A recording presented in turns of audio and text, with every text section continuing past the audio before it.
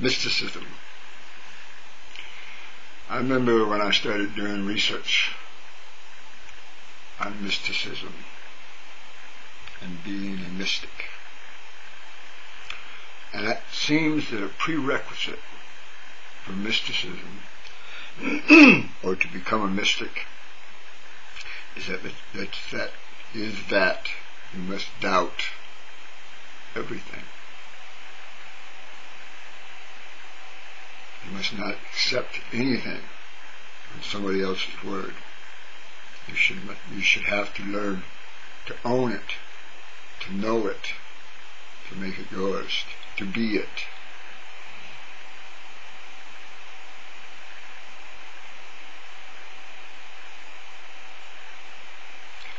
It's as if you have to become, even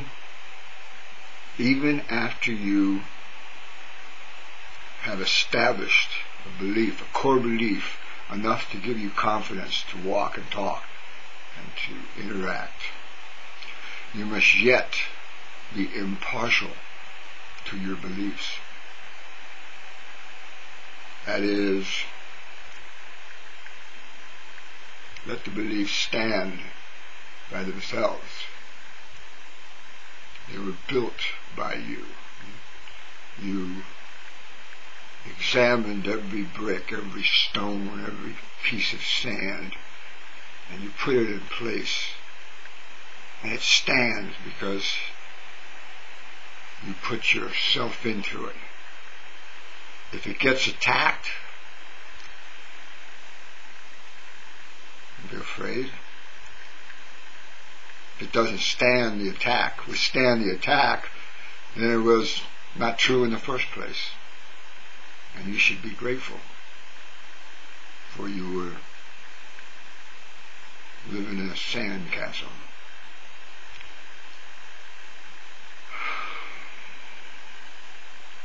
But I have a pet peeve I just can't get out of my mind, and I have to tell you that right this moment there's a child being born, and it's going to go through all the similar things that you and I have gone through. The good things and the bad things. The pleasurable things and the unenjoyable things. I don't like good and bad. It's too destructive. But anyway, this child is born and goes through similarities that we each go through. And although life is relative, each individual experiences the same thing to its own capacity of feeling it. And the child will experience in the future everything that we have experienced in our lives. And when we experience those moments, we said, why? Why do I have to suffer like this? Why do I have to experience these experiences? And I don't know about y'all, but I got angry. Now, as I understand the law, if you are molested, you have a good chance of becoming a molester.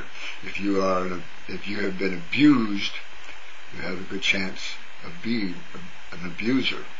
And that goes by mental, emotional, sexual, physical, all those abuses. You can be one and not the other three, or all four. It's up to the individual and how they experience their reality. As I said, it's all relative. But the point of the matter, the point of the issue is that when we said why, we blamed that which came before us.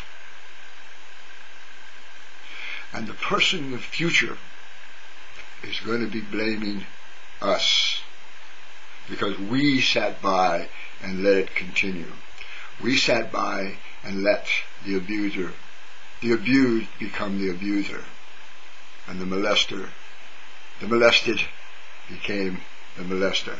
Because we sat by and we said, not my business. I got through it.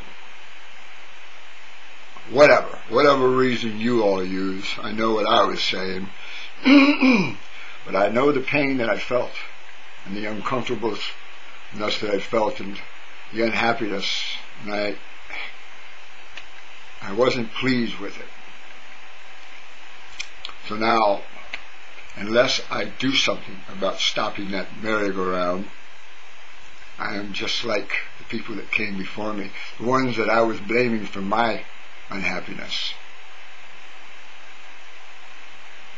We are all guilty until we do something about it. And I don't mean attacking some particular aspect of it. I mean stepping outside of it, walking away from it. I mean, you can do it like a Buddhist monk retreating into a monastery, but I don't think that gets the real lesson across. I think it must be done out in society by individuals to show that they've just had enough. It's no longer acceptable.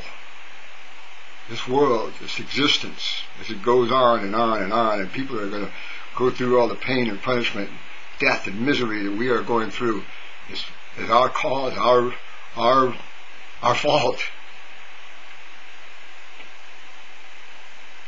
I don't want them people to talk about me anymore. I think it's time for a new world.